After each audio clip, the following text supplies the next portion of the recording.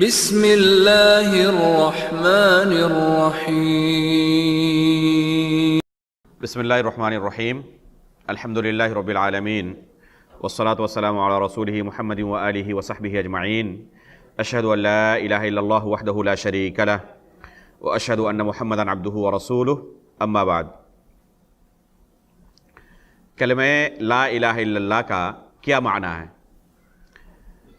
ابھی ہم نے سنا کہ اس کلمے کی بہت زیادہ فضیلت ہے، بلکہ علی الاطلاق سب سے زیادہ اگر کسی چیز کی فضیلت ہے تو اس کلمے کی فضیلت ہے۔ اللہ رب العالمین کی جنت کا وعدہ کیا گیا ہے اس بندے کے لیے جس بندے نے اس کلمے کا اقرار کیا ہے اور اسی پر اس کی وفات ہوئی ہے۔ کیا اس کلمے کا صرف زبان سے اقرار کر لینا ہی کافی ہے بغیر اس کا معنی و مفہوم سمجھے ہوئے، یا اس کا معنی بھی جاننا ضروری ہے؟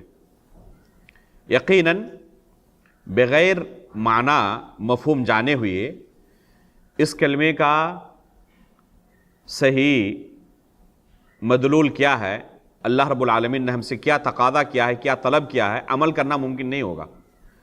اس لیے صحیح معنی کو جاننا بہت ضروری ہے۔ جتنے بھی گمراہ فرقے پیدا ہوئے ان تمام گمراہ فرقوں میں مشترک طور پر ایک گمراہی موجود تھی۔ تمام گمراہ فرقوں میں وہ گمراہی کیا تھی کہ کلمہ لا الہ الا اللہ کا جو معنی سلف صالحین سمجھتے تھے، بیان کرتے تھے، وہ معنی یہ گمراہ فرقے بیان نہیں کرتے۔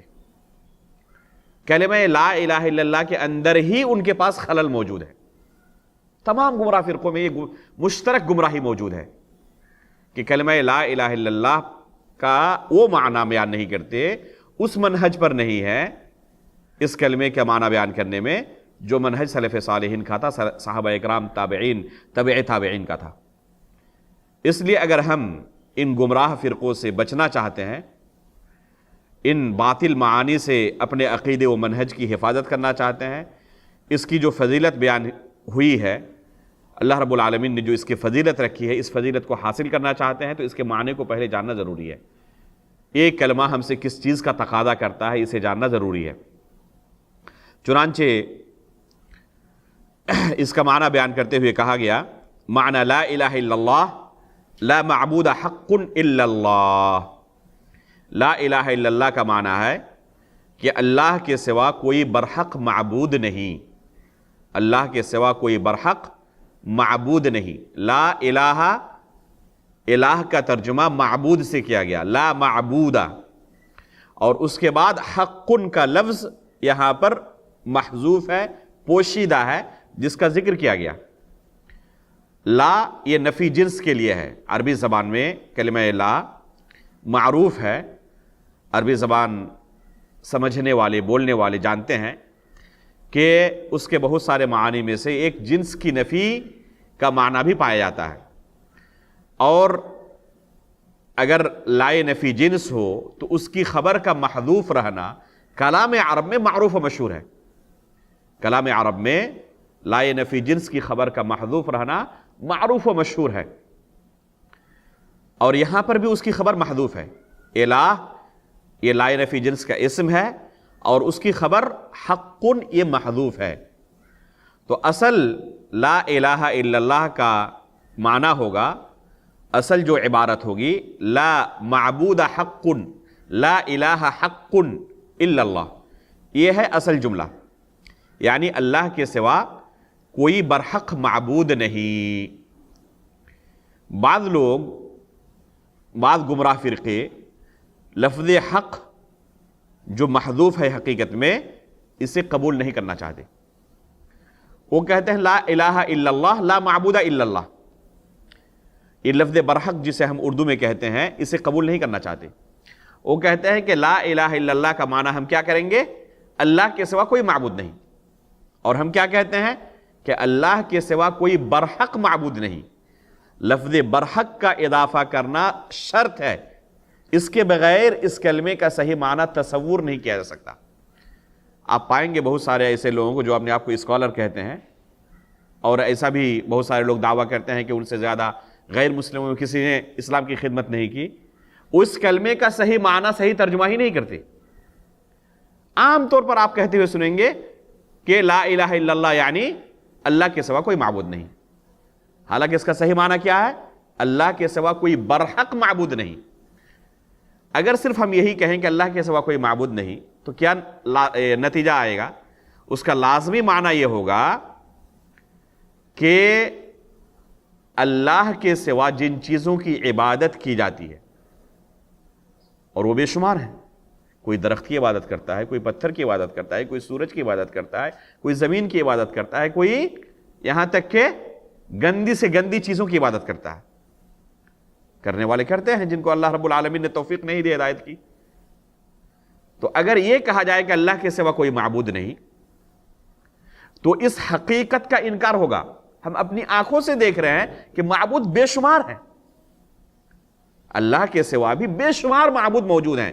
اپنی آنکھوں سے روزانہ ہم دیکھتے ہیں کہ لوگوں نے، کسی نے پتھر کو معبود بنایا ہوا ہے، کسی نے درخت کو معبود بنایا ہوا ہے، کسی نے اور کسی چیز کو معبود بنایا ہوا ہے، اور آپ کہہ رہے ہیں کہ اللہ کے سوا کوئی معبود نہیں. تو اس حقیقت کا انکار ہوگا. معبود تو بے شمار ہیں، لیکن جب ہم یہ کہیں گے کہ اللہ کے سوا کوئی برحق معبود نہیں، تب جملہ بالکل صحیح ہوگا. معبود تو بے شمار ہیں لیکن برحق معبود فقط اللہ ہے.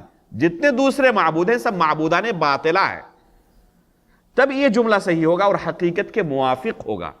لیکن یہ کہنا کہ اللہ کے سوا کوئی معبود نہیں، اس حقیقت کا انکار ہوگا. اپنی آنکھوں سے دیکھ رہے ہیں کہ بے شمار معبود ہیں اور آپ کہہ رہے ہیں کہ اللہ کے سوا کوئی معبود نہیں، یہ کیسے ہو سکتا ہے؟ تو اس حقیقت کا انکار کرنا ہوگا.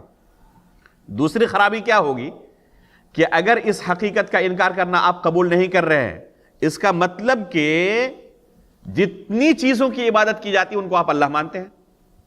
اور افسوس کہ صرف کفار کی بات نہیں کر رہا ہوں، بہت سارے ایسے لوگ جو اپنے آپ کو مسلمان ہونے کا دعویٰ کرتے ہیں، وہ ہر چیز کو اللہ ہو کر، ہر چیز کے اندر اللہ رب العالمین کے حلول ہونے کا عقیدہ رکھتے ہیں اور کہتے ہیں کہ ہر چیز اللہ ہے. بلکہ وحدت الوجود کے نام سے ایک گمراہ عقیدہ ہے جسے ابن عربی صوفی نے کافی پرچار کیا تھا اور کافی زیادہ نشر و اشاعت اس کی تھی. بعد میں یہ گمراہ عقیدہ جو کہ کفریہ عقیدہ ہے، بہت سارے ایسے لوگوں کے درمیان بھی آج بھی یہ عقیدہ موجود ہے، اور یہ گمراہ عقیدہ کافی زیادہ پھلا ان لوگوں کے درمیان جو اہل سنت والجماعت کے منہج کے مطابق اپنی زندگی نہیں گزارتے اور ان کے عقیدے کو، ان کے منہج کو تسلیم نہیں کرتے. چنانچہ یہ عقیدہ وحدت الوجود آج بھی آپ پائیں گے ان لوگوں کے درمیان جو اپنے آپ کو صوفی کہتے ہیں. اہل تصوف کے یہاں عمومی طور پر موجود ہے، اور وہ ہر چیز کو کیا کہتے ہیں کہ اللہ رب العالمین اس کے اندر حلول کیا ہوا ہے، ہر چیز کے بارے میں کہ ہر چیز میں اللہ ہے. جیسے کفار کا عقیدہ ہے ہر کنکر میں شنکر ہے، اسی طرح جو لوگ اپنے آپ کو مسلمان کہتے ہیں وہ بھی ہر چیز کے اندر اللہ رب العالمین کو کہتے ہیں کہ اللہ رب العالمین اس میں حلول کیا ہوا ہے. نعوذ باللہ من ذالک. یہاں تک کہ بہت سارے لوگ یہ بھی صراحت کے ساتھ کہتے ہیں کہ وجود صرف اللہ رب العالمین کا ہے، اللہ رب العالمین کے علاوہ کسی چیز کا وجود نہیں. وجود صرف ایک ہے اور وہ اللہ رب العالمین کا ہے. اور یہی باطل عقیدہ ابن عربی نے لوگوں کے درمیان زور و شر سے اٹھایا تھا اور اس کی نشر و اشاعت کی تھی. اور آج پائیں گے کہ بہت سارے لوگ جو اپنے آپ کو اسکالر کہتے ہیں، اور ہمارے نوجوان جن کو اسکالر سمجھتے ہیں، بلکہ بہت سارے لوگ اہل حدیث تک سمجھتے ہیں، وہ بے بانگ دہل اس عقیدے کا لوگوں کے درمیان پرچار کرتے ہیں، اور ہم ان کو عزیز رکھتے ہیں اور ان کو سننے کی دعوت بھی دیتے ہیں. ان میں سے ایک ڈاکٹر اسرار احمد صاحب ہیں جو علی اعلان اس عقیدے کا پرچار کرتے ہیں اور لوگوں کو مختلف طریقوں سے مطمئن کرنے کی کوشش کرتے ہیں کہ حقیقت میں وجود اللہ کا ہی ہے. جو بظاہر نظر آ رہا ہے نا، وہ حقیقت میں ہے ہی نہیں، وہ صرف ایک دھوکہ ہے نظر کا. حقیقت میں وجود اللہ کا ہی ہے. اور ایک مثال دے کر سمجھاتے ہیں اسے، کہتے ہیں جیسے کسی لکڑی کے ایک سرے میں آپ آگ لگا لیں اور اسے تیز اس طرح دائرے کی شکل میں گھمائیں تو آپ کو کیا محسوس ہوگا کہ آگ کا ایک دائرہ ہے. لکڑی کو روک لیں، دائرہ ختم ہو گیا. یعنی حقیقت میں تھا نہیں، صرف نظر کا دھوکہ تھا کہ کوئی آگ کا دائرہ ہے وہاں پہ، لیکن حقیقت میں ہے ہی نہیں. اسی طرح آپ سمجھ لیں کہ آپ کو مختلف چیزیں نظر آ رہی ہیں جو حقیقت میں ہے ہی نہیں، حقیقت میں صرف اللہ کا وجود ہے۔ نعوذ باللہ من ذالک۔ یہاں تک کہ بعض کہنے والوں نے کہا کہ خالق اور مخلوق کے درمیان کوئی فرق نہیں، عابد و معبود کے درمیان کوئی فرق نہیں، ہم عابد بھی ہیں، ہم معبود بھی ہیں۔ نعوذ باللہ من ذالک۔ تو ایسے تمام گمراہ فرقے وہ لا الہ الا اللہ کا یہی معنی بیان کرتے ہیں کہ اللہ کے سوا کوئی معبود نہیں، یعنی ہر وہ چیز جس کی عبادت کی جاتی ہے وہ اللہ ہے۔ کوئی درخت کی عبادت کر رہا ہے وہ بھی اللہ ہے، پتھر کی عبادت کر رہا ہے وہ بھی اللہ ہے، سورج کی عبادت کر رہا ہے وہ بھی اللہ ہے۔ اب سوچیں کہ کتنا گمراہ عقیدہ ہے، کتنا باطل عقیدہ ہے، اور اس کا بھی استدلال اسی کلمے سے وہ کر رہے ہیں۔ تو اس لیے اس کلمے کا صحیح معنی جاننے کی ضرورت ہے اور لوگوں کے درمیان بیان کرنے کی ضرورت ہے کہ اس کلمے کا صحیح معنی کیا ہے۔ تو لفظ حق کا اس اضافہ کرنا جو کہ محذوف ہے، اس کا ذکر کرنا شرط ہے، اس کے بغیر اس کلمے کا صحیح معنی آپ بیان نہیں کر سکتے، متعین نہیں کر سکتے۔ تو اس کا صحیح معنی ہے لا معبود حق الا اللہ، اللہ رب العالمین کے سوا کوئی برحق معبود نہیں۔ اس معنی کے علاوہ جتنے بھی معنی بیان کیے جاتے ہیں اس کلمے کے تمام معانی باطل ہے اور درست نہیں ہے، غلط ہیں۔ خصوصاً چند معانی کا یہاں پر تذکرہ کیا گیا ہے جن کے بارے میں بعض لوگوں کا نظریہ ہے کہ لا الہ الا اللہ کا یہ معنی ہے، تو ان معانی پر رد کرتے ہوئے کہا گیا وَلَيْسَ مَعْنَاهَا لَا خَالِقَ او لا رازق او لا مدبر او لا حاکم او لا قادر على الاختراع الا اللہ كما يقوله كثير من المتكلمين فإن هذا المعنى لا ينكره المشركون ولا يردونه۔ قال الله تعالى ذلك بأن الله هو الحق وأن ما يدعون من دونه هو الباطل وأن الله هو العلي الكبير۔ کہتے ہیں کہ لا الہ الا اللہ کا معنی یہ نہیں ہے لا خالق الا اللہ، یعنی الہ کا معنی خالق سے کرنا۔ بعض گمراہ فرقے لفظ الہ کا معنی کس سے کرتے ہیں؟ خالق سے، کہ اللہ کے سوا کوئی خالق نہیں۔ عربی زبان میں الہ کا معنی خالق ہو یہ دور دور تک نہیں ہوتا۔ کوئی بھی عربی زبان سے واقف ہو کبھی یہ نہیں کہے گا کہ الہ کا معنی خالق ہوتا ہے۔ اس میں کوئی شک نہیں کہ اللہ کے سوا کوئی خالق نہیں۔ اللہ کے سوا اگر کوئی دوسرے کو خالق قبول کرتا ہے تو دائرہ اسلام سے خارج ہو جائے گا، لیکن الہ کا معنی خالق نہیں ہوتا۔ جب کسی کافر سے مطالبہ کیا جائے کہ تم کہو لا الہ الا اللہ، تو اس کا معنی یہ نہیں ہوتا کہ تم اقرار کرو کہ اللہ کے سوا کوئی خالق نہیں، کیونکہ وہ پہلے ہی اس چیز کا اقرار کرتا ہے۔ کفار مکہ جو اللہ کے رسول صلی اللہ علیہ وسلم کے خلاف تلوار اٹھائے ہوئے تھے، وہ بھی اس چیز کا اقرار کرتے تھے، وہ اللہ رب العالمین کو خالق مانتے تھے،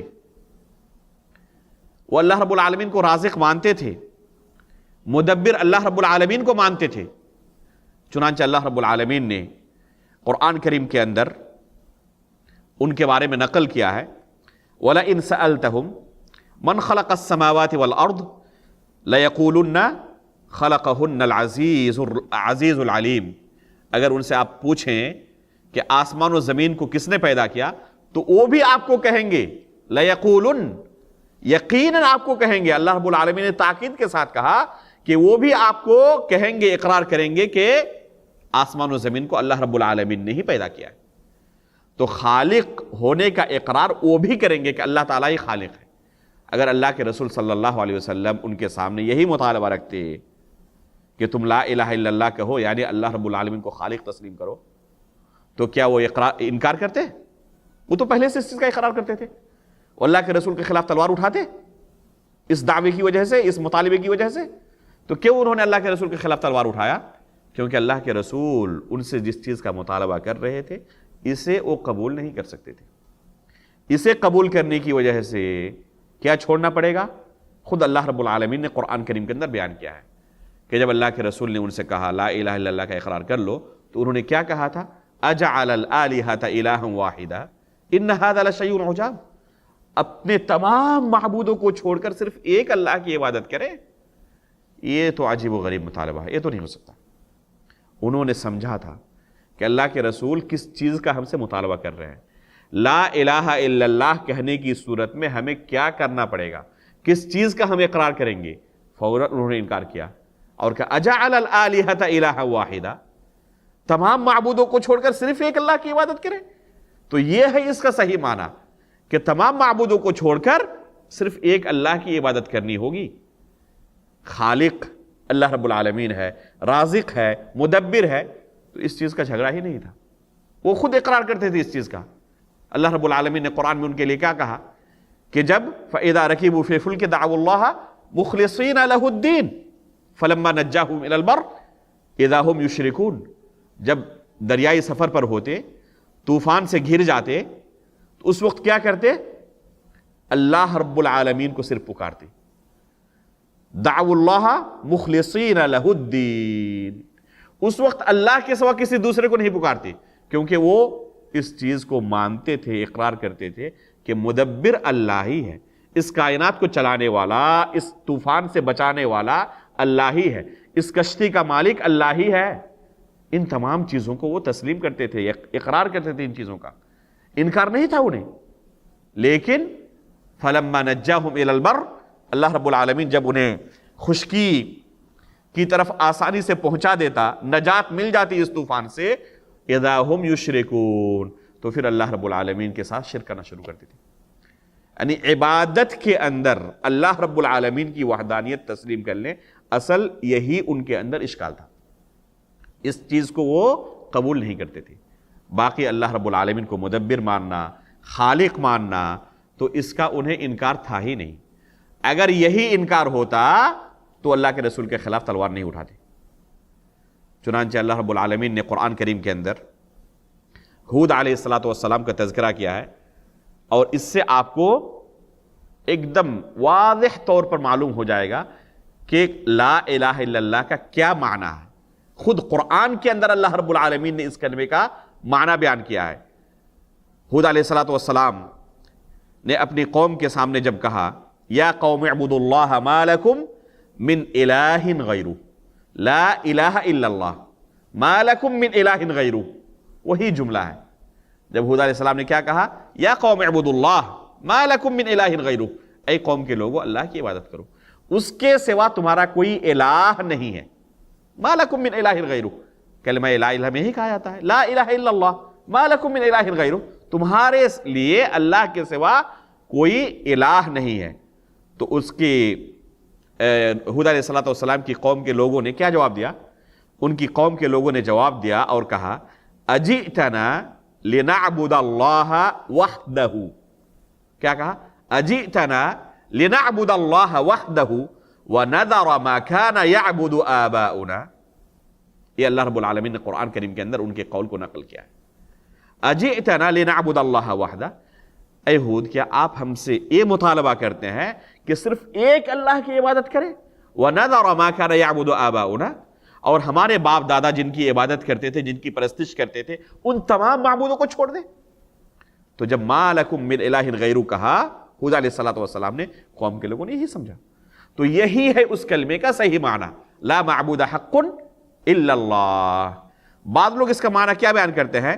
لا حاکم الا اللہ، اللہ کے سوا کوئی حاکم نہیں۔ یہ معنی کلمہ لا الہ الا اللہ کا کہ اللہ کو صرف حاکم مانا جائے، اس کی شروعات خوارج سے ہوئی تھی، جنہوں نے علی رضی اللہ تعالیٰ عنہ کے زمانے میں ان الحکم الا للہ کا نعرہ بلند کیا تھا کہ صرف اللہ رب العالمین کا قانون چلے گا زمین پر، اس کے علاوہ کسی کا قانون نہیں چلے گا۔ چنانچہ قرآن کو اپنے نیزوں پر اٹھاتے اور بلند کرتے اور کہتے کہ صرف قرآن کا راج چلے گا، قرآن کا حکم چلے گا، اس کا قانون چلے گا۔ ان الحکم الا للہ کا یہ نعرہ انہوں نے بہت خوشنما نعرہ بلند کیا تھا۔ یقیناً اس میں بہت ہی جاذبیت ہے، لوگوں کو اپیل کرنے کی صلاحیت ہے، لوگ فوراً دھوکے میں آ جاتے ہیں۔ اگر کوئی کہے کہ صرف اللہ کا قانون چلے گا اس کی زمین پر، اللہ کی زمین پر اللہ کا قانون، سننے بہت اچھا لگتا ہے، یقیناً ہونا بھی چاہیے، لیکن اس کے پیچھے منشا کیا ہے؟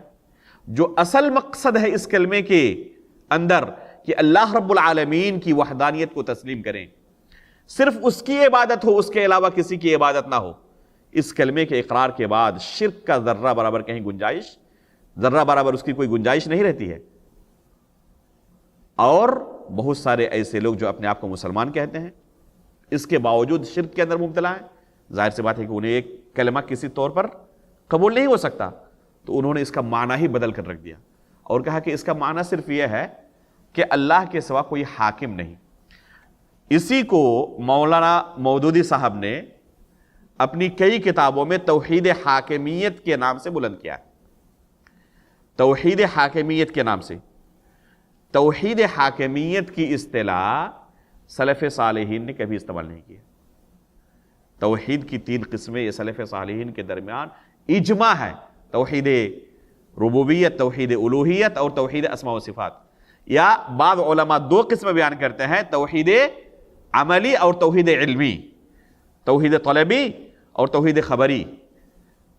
تو ان 2 قسموں میں بھی 3 قسمیں داخل ہیں، یعنی جو 3 قسمیں بیان کرتے ہیں اور جو 2 قسمیں بیان کرتے ہیں، تو دونوں کے درمیان کوئی تعارض نہیں ہے۔ تو توحید کی 2 قسمیں یا 3 قسمیں بیان کرنا، اور جو 2 قسمیں بیان کرتے ہیں تو وہ تینوں کو شامل مانتے ہیں۔ کسی نے توحید کی یہ قسم توحید حاکمیت سلف صالحین میں سے بیان نہیں کی ہے، یہ ایک بدعت ہے جسے ان لوگوں نے اٹھایا ہے کہ لا حاکم الا اللہ، یعنی اللہ کے سوا کسی کو حکمرانی نہیں چلے گی، زمین پر صرف اللہ کا قانون چلے گا۔ یقیناً اس معنی کے لیے دلیلیں موجود ہیں، لیکن لا الہ الا اللہ کا یہ معنی نہیں ہوتا۔ آگے ابھی آپ کے سامنے نواقض اسلام کے تعلق سے، نواقض لا الہ الا اللہ کے تعلق سے جب بات آئے گی تو یہ بھی ایک ناقض ہے، ایک انسان کو دائرہ اسلام سے خارج کرنے والا ہے جو اللہ رب العالمین کی حاکمیت کو تسلیم نہ کرے۔ اس کا صحیح معنی کیا ہے؟ جن آیتوں میں یہ مسئلہ آیا ہوا ہے وَمَن لَّمْ يَحْكُم بِمَا أَنزَلَ اللَّهُ فَأُولَٰئِكَ هُمُ الْكَافِرُونَ، اس کا صحیح معنی و مفہوم کیا ہے، سلف صالحین نے اس کا کیا معنی بیان کیا ہے، انشاءاللہ وہاں پر تفصیل کے ساتھ بیان کیا جائے گا۔ لیکن یہ کہنا کہ لا الہ، الہ کا معنی حاکم ہوتا ہے، تو یہ باطل معنی ہے، نہ عربی زبان کے اندر یہ ہوتا ہے، نہ سلف صالحین نے لفظ الہ سے حاکم کا معنی سمجھا ہے۔ اس لیے اگر کوئی یہ کہتا ہے لا الہ الا اللہ سے مراد لا حاکم الا اللہ، تو وہ اس کے اندر تحریف کر رہا ہے۔ جیسے کہ میں نے شروع میں کہا کہ جتنے گمراہ فرقے ہیں، تمام گمراہ فرقوں میں مشترک طور پر یہ بیماری پائی جاتی ہے کہ سلف صالحین نے لا الہ الا اللہ کا جو معنی بیان کیا ہے، اس معنی کو وہ تسلیم نہیں کرتے، اس کے اندر رد و بدل کرتے ہیں، حذف و اضافہ کرتے ہیں، اسے بدل کر ہی رکھنے کی کوشش کرتے ہیں، اور اگر کرے بھی اس معنی کو قبول تو اس کے اندر بہت سارے اور اپنی طرف سے چیزیں ملاتے ہیں جو کہ سلف صالحین نہیں جانتے تھے۔ تو اس صحیح معنی کو جاننا انتہائی ضروری ہے، اسی پر آگے کے جتنے مسائل ہیں سب کا دار و مدار ہے کہ اس کلمے کا صحیح معنی کیا ہے، آپ پہلے اس کو جانیں۔ اس کی دلیل کیا ہے؟ اس کی دلیل جیسے کہ ابھی آپ کے سامنے ہود علیہ الصلوۃ والسلام کا قصہ جو اللہ رب العالمین نے قرآن کریم کے اندر بیان کیا ہے، اجئتنا لنعبد اللہ وحدہ ونذر ما كان يعبد آباؤنا، اس آیت میں اس معنی کی دلیل موجود ہے، لا معبود حق الا اللہ۔ یہاں پر کتاب میں جس آیت کا انتخاب کیا گیا ہے، اس آیت میں اللہ رب العالمین نے صراحت کے ساتھ حق کا لفظ استعمال کیا ہے، اس وجہ سے اس آیت کا انتخاب کیا گیا۔ ذالک بأن اللہ هو الحق وأن ما يدعون من دونه هو الباطل وأن اللہ هو العلی الکبیر۔ اس آیت میں کلمہ لا الہ الا اللہ کا پورا معنی بیان کر دیا گیا ہے کہ اللہ رب العالمین ہی فقط برحق معبود ہے، لا الہ حق الا اللہ، اللہ رب العالمین ہی فقط برحق معبود ہے۔ کیا اس کے علاوہ کوئی معبود نہیں ہے؟ معبود بے شمار ہے، لیکن سب کے سب معبودان باطلہ ہیں۔ وَأَنَّ مَا يَدْعُونَ مِن دُونِهِ هُوَ الْبَاطِلُ، اللہ کے سوا جس کی یہ عبادت کرتے ہیں یہ سب کے سب کیا ہے؟ یہ سب کے سب معبودان باطلہ ہے. تو انما یدعون من دونہ، یدعون من دونہ اللہ کے سوا جن کی عبادت کرتے ہیں. یعبدون نہیں کہا، یدعون کہا. دعا کا لفظ استعمال کیا اللہ رب العالمین نے. قرآن کریم کے اندر لفظ دعا جہاں پر موجود ہے وہاں پر اس کا یہی خصوصی معنی مراد ہے. دعا کا خصوصی معنی مراد ہے، یعنی اس سے عبادت مراد ہے. قرآن کے اندر جہاں بھی آپ پائیں گے لفظ دعا کو، تو لفظ دعا کا دو معنی ہوتا ہے، ایک عام معنی، ایک خاص معنی. ایک عام معنی ہے پکارنا، بلانا، اللہ رب العالمین کو پکارو، ایک عام معنی ہے. اور خاص معنی ہے عبادت کرنا. خاص معنی کیا؟ عبادت کرنا. اللہ رب العالمین نے قرآن میں کیا کہا؟ ادعونی استجب لکم، مجھے پکارو میں تمہاری پکار کو قبول کروں گا. آگے کیا کہا؟ ومن یستکبر ادعونی استجب لکم، ومن یستکبر عن عبادتی ادعونی استجب لکم ان الذین یستکبرون عن عبادتی سیدخلون جہنم داخرین. اللہ رب العالمین نے کیا کہا؟ پہلے کہا ادعونی استجب لکم کہ مجھے پکارو میں تمہاری دعا کو قبول کروں گا. ومن ان الذین یستکبرون عن عبادتی، تو آگے عبادتی کا لفظ استعمال کیا اللہ رب العالمین نے، دعائی نہیں کہا. تو دعا یہاں پہ کس معنی میں ہے؟ عبادت کے معنی میں. تو اس لیے ہم نے یہاں اس کو کس معنی میں بیان کیا؟ وَأَنَّمَا يَدْعُونَ مِن دُونِهِ، کہ اللہ کے سوا جس کی عبادت کرتے ہیں تو یہ سب کے سب کیا ہیں؟ هُوَ الْبَاطِل، معبودان باطلہ ہے. تو اس آیت میں اللہ رب العالمین نے صاف طور پر بیان کر دیا کہ لا الہ الا اللہ کا کیا معنی ہے. لا معبود حق الا اللہ، اللہ کے سوا کوئی برحق معبود نہیں، اس کے علاوہ جتنے بھی معبود ہیں سب معبودان باطلہ ہیں. برحق معبود فقط اور فقط اللہ رب العالمین کی ذات ہے. اس طریقے سے اللہ کے فضل و کرم سے جو اس کا دوسرا چیپٹر تھا کلمہ لا الہ الا اللہ کا معنی، اس سے ہم فارغ ہوئے.